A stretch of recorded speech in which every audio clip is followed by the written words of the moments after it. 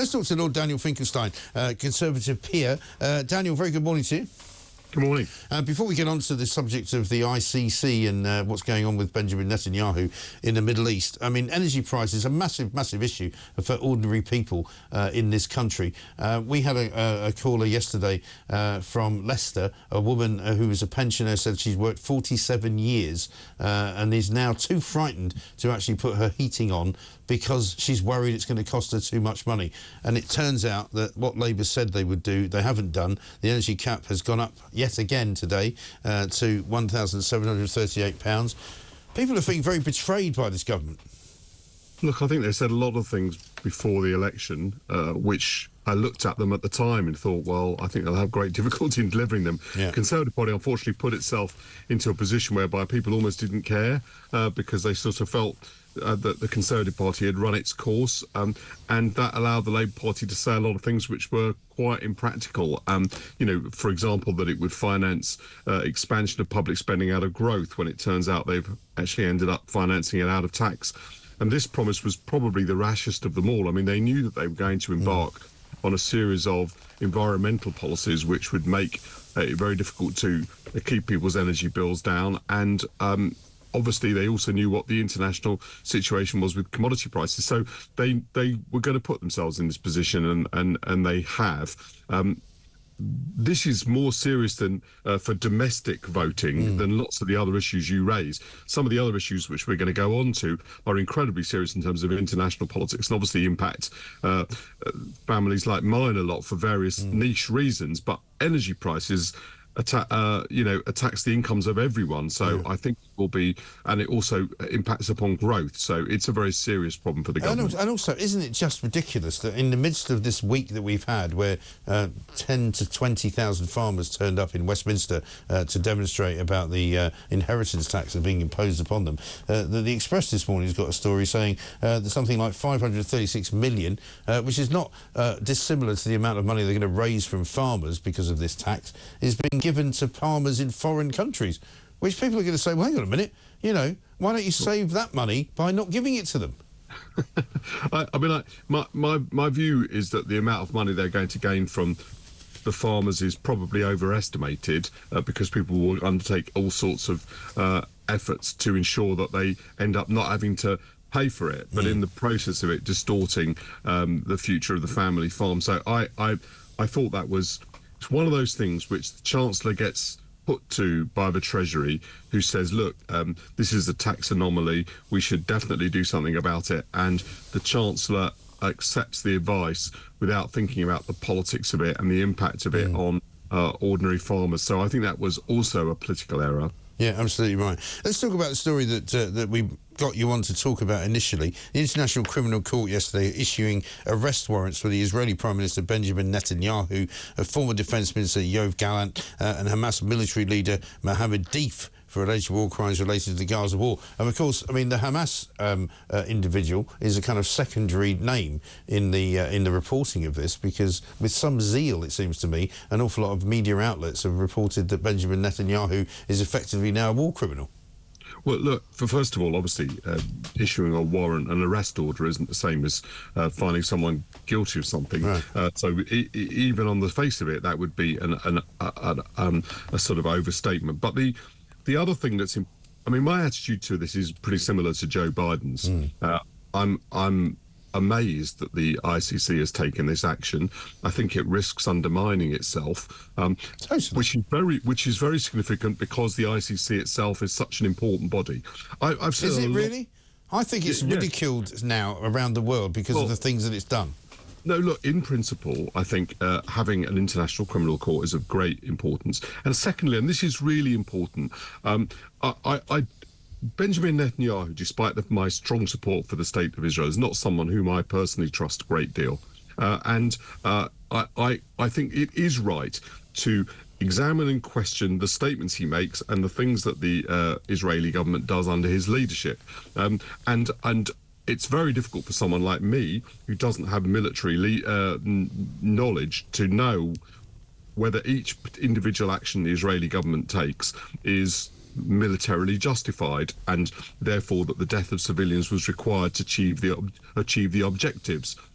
But I must say that despite all of those questions, this seems to me a deeply dubious act of the ICC. And this is the reason why the Americans have taken the position that they have, that the President of the United States has taken the position they have.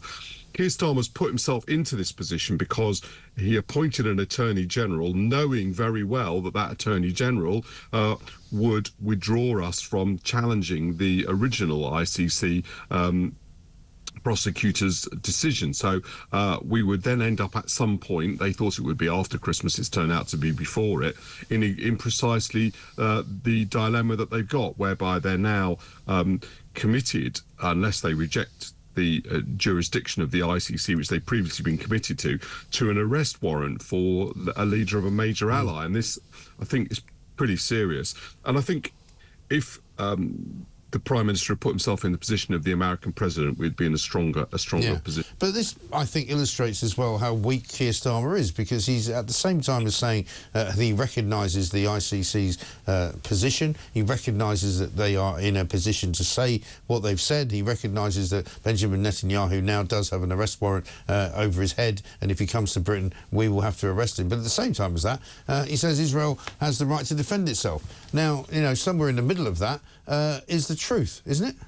Well, absolutely. Look, I think that's whether or not that's the correct description, weakness, I think it's more ideological than that. I mean, Keir Starmer's background, the whole of his career, was as a human rights lawyer, and he appointed an Attorney General very much in that tradition, a legal ally of his, many ways quite a distinguished individual, but with certain politics which was bound to lead them into this position. So it's not, he didn't sort of go, but I agree with you, it is at variance with what he said about Israel's right to defend itself, and with the claim, you know, made very recently by his defense secretary that Israel is an ally. And it's not as though the things that Israel has done were unknown to him. And actually, for someone like me who finds it very difficult at the distance I am to make judgments about what the Israeli government is doing, but who is inclined strongly to support Israel's right to self-defense, I've taken comfort from the Prime Minister's stance, right? I thought, well, if he takes this judgment, then I think it's reasonably reassuring. And so it's a bit head-spinning to discover that he's... well, I know whether he has shifted his position or not. It's very difficult to tell what it is. Well, he normally does shift his position, so it's probably safe to assume that he's done it on this occasion as well. But the other thing that I find fascinating, and you'll probably admonish me for this because you'll probably think it's a bit of a tabloidy thing to do, but the man who is the chief prosecutor at the International Criminal Court is a man by the name of Karim Khan, a British lawyer who is currently under investigation for sexual impropriety, sexual harassment, and all sorts of other things going on. I actually put a tweet out yesterday saying, what would you do if you were accused of sexual harassment that could end your career as a lawyer? I know, maybe you'd create a distraction. Well, what do you make of that? I mean, it certainly doesn't increase my faith in this individual's judgment or their personality to learn of these things. They may be unrelated entirely, and what nothing is unrelated entirely. But certainly eyebrow raising, Mike. You're quite right. So I say that archly.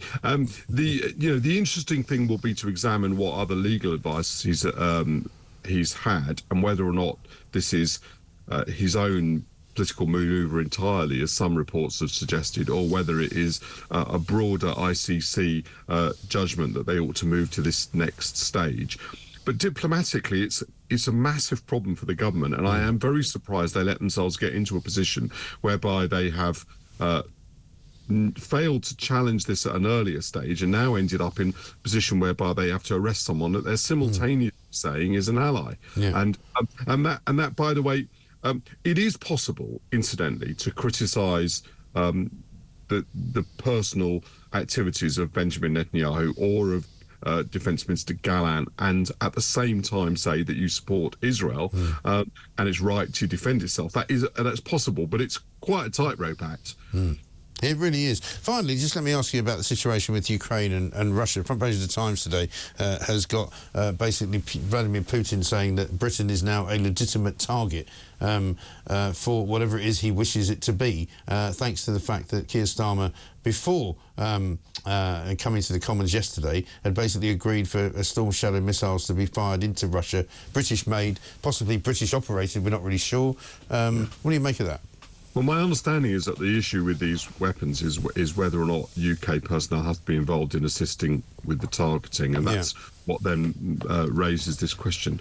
Well, Vladimir Putin has said all sorts of things, and unfortunately, if you allowed his warnings entirely to put you off, you wouldn't defend Ukraine as it's necessary for us to do, because we are at, our international credibility as a defender of